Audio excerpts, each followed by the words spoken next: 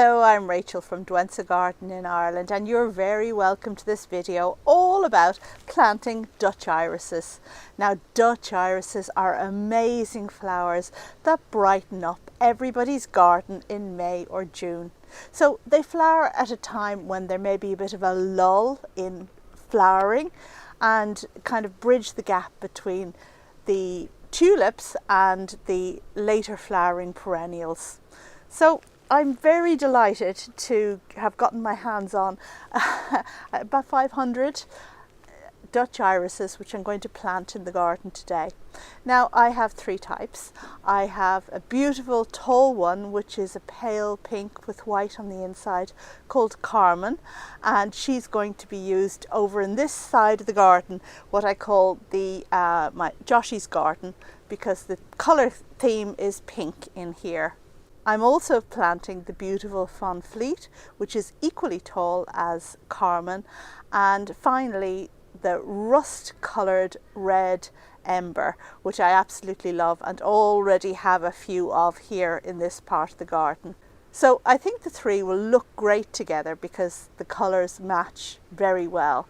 And I guess, well, without further ado, let's get on with the planting.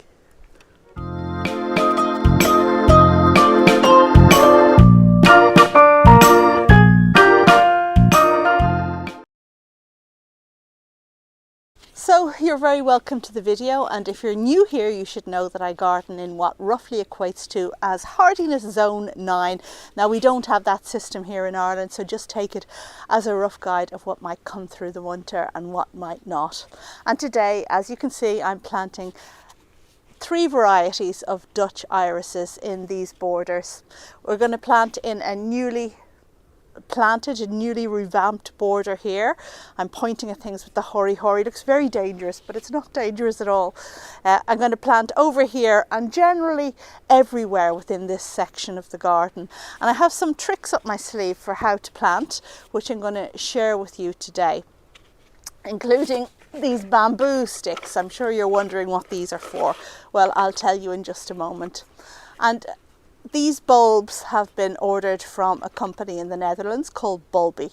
So if you are looking for Dutch irises yourself, then please do check out their website or websites, because they have two. They have a site for shipping to the UK and also a second one for shipping within the EU. So if you go on there and find something that appeals to you, don't forget the discount code Douentza10, which gives you a 10% discount from now up until the 1st of December. So before I get on with the first step of sprinkling these bulbs in the border in their flowering positions, I should just mention that the time to plant Dutch irises is in autumn, preferably sooner, and I'm planting at the end of September. September is a great time to get them in the ground because it gives the roots a chance to grow before the hard frosts of winter really set in, but you can do it at any time in autumn. Now, I have to bear in mind colour schemes, and at this time of year it's very difficult to see what is going to be in flower in May and June when these guys pop up. Okay, so the first thing I'm going to do is to open up my bag of Carmen. This is the pink one. Oh, I can't wait to see these flowers come up. And you should know that I always order from Bulby in the Netherlands because they have beautiful, healthy bulbs. Just look at that. Absolute perfection in terms of freshness and size. And their prices are also very competitive. So do check out the website if you're in the business of looking for bulbs, especially if you're looking for a large number of bulbs this autumn, because you won't do better than Bulby. Now, these I'm going to scatter, let's not say scatter, I'm going to place in groups of 3, 5 or 7 here in the border. This is the pink one. Generally speaking, when planting, we use odd numbers because it looks more naturalistic. So 3, 5 or 7. I think once you get past 7, you can't really tell whether it's 9 or 13 or 15 or 14. So 3s, 5s or 7s are generally the numbers used. Dutch irises should be planted in full sun for best effect. Plant bulbs at a minimum of 2 inches apart, that's 5 centimetres. To give your bulbs the best chance of returning year on year and reflowering, you should plant them quite deeply, 6 inches or 15 centimetres deep.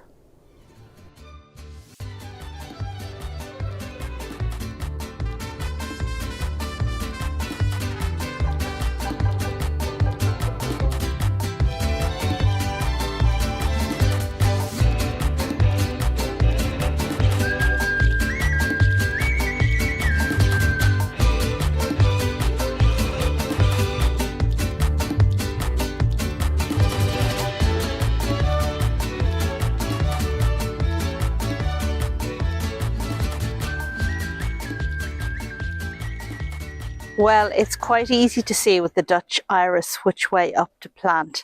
So the pointy side goes up and the basal plate, which has a few dead roots on it, goes down. Easy peasy. For every group of irises that I plant, I'm going to mark the space with these bamboos. And the reason for that is I plan on planting some alliums in here afterwards, blue alliums. And I don't want to dig up my irises when I'm trying to get the alliums in.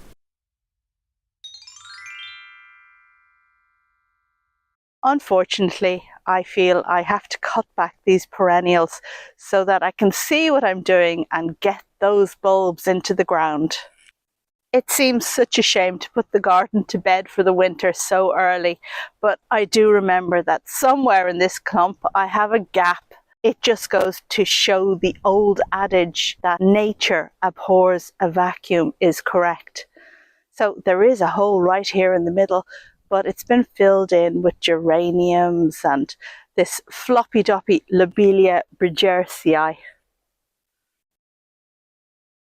Now this spot here behind the little pond is prepared. I did put a few biennials in there, and now I'm going to dot some more of these beautiful irises around. And with the red ember ones, I'm going to try something a little bit different. So whereas beforehand I put in groups of 3, 5, 7, as I explained before, but with these ones I'm going to just dot them around the borders, just one in various different spots.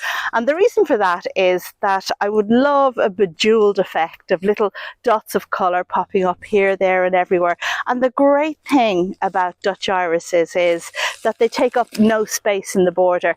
The bulb takes up practically no space and the foliage takes up very little space, and then you have a beautiful flower at the top, which is always welcome. So let's try that. Now these dusky brown Dutch irises look fantastic with a variety of colours. They do great with pink and they do great with blue, which is just perfect for this part of the garden. And there we go, that's the very last of the irises in the ground. So in this part of the garden next May, June, it's going to be ablaze with beautiful pink irises and beautiful dusky browny red irises. The white ones are elsewhere in the garden, but it's going to look amazing in here.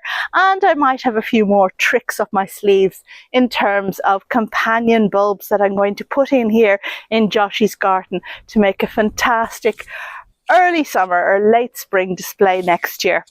I hope you enjoyed this video on planting Dutch irises. I hope you might feel inspired to try some for yourselves. They really do add such a fantastic pop of colour into the garden at a time when there's very little else about, or a kind of gap time. And if you do want to try some Dutch irises, don't forget the website Bulby, and I will put the link to their websites down below in the description. The one that ships to the EU and the one that ships to the UK.